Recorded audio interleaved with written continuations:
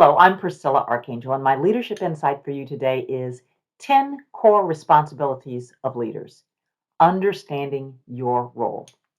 I'm going to read a brief list to you, and I want you to think about it in the context of similar situations that may be happening in your team or your organization. So, for instance, is product quality declining and cost increasing due to rework in your team? Are your delivery timetables not being met as your staff struggles to prioritize projects? Maybe cybersecurity threats have hindered your ability to deliver programs and services as planned. Maybe employee engagement is lagging and turnover is increasing. Or there's ongoing customer complaints about several core themes, and it's proving difficult for your team to get its arms around it and address it.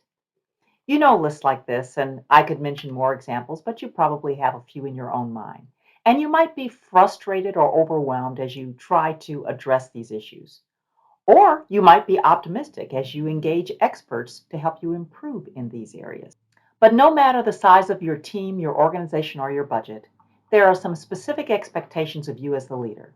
And many of the challenges in organizations are a result of failure to lead effectively and to manage external threats and challenges beyond our control that hamper the organization's effectiveness and success. Now, we've seen a lot of great examples of people who have led well during the pandemic, but we know that there are still challenges out there. So, there are at least 10 responsibilities of leaders to effectively lead their teams and organizations. Now, how they do it will vary based upon the industry and the products or services provided. It will vary based upon the financial positioning or business environment and the leader's values and personality. But these factors must all be leveraged as part of a leader's position. And how well they fulfill these responsibilities to meet the needs of their organization will help to make them a great leader. So here's the list. Number one, casting vision and purpose. Clarify why your organization exists and where you want it to be in the future. This should be a source of inspiration, and key stakeholders should be engaged in its development. Number two, build organizational culture. This includes the values, behaviors, and artifacts that exist in every organization.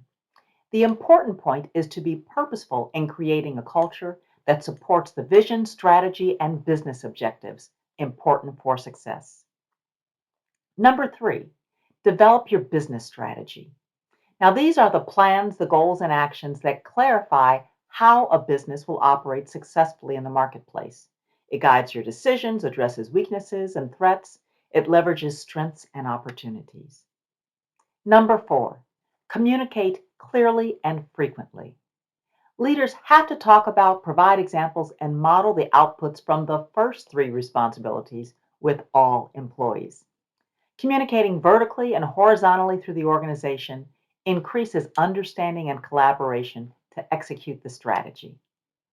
Number five, develop team members and build engagement.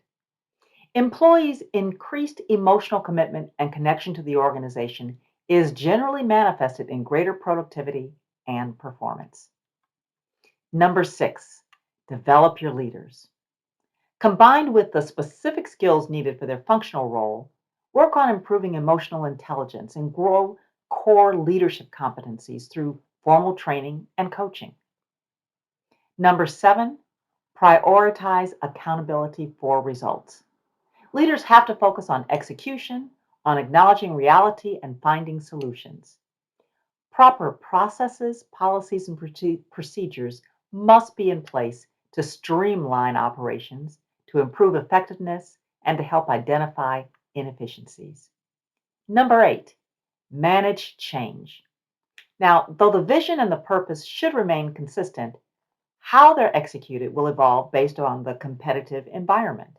So, adaptability and change agility are crucial qualities that should be nurtured to achieve and enable growth.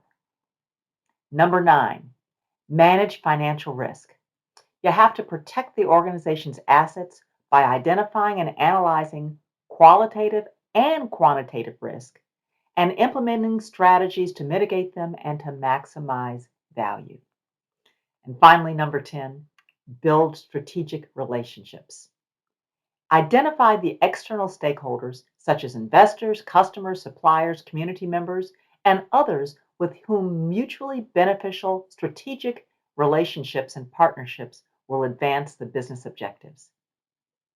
So, when you look at this list, with proper coaching, development, and consulting over time, leaders can improve in each of these roles. We know that individual strengths and styles will result in leaders performing better in some roles than in others. But when you pay continued attention to it, each responsibility will support stronger business results. Thanks for listening.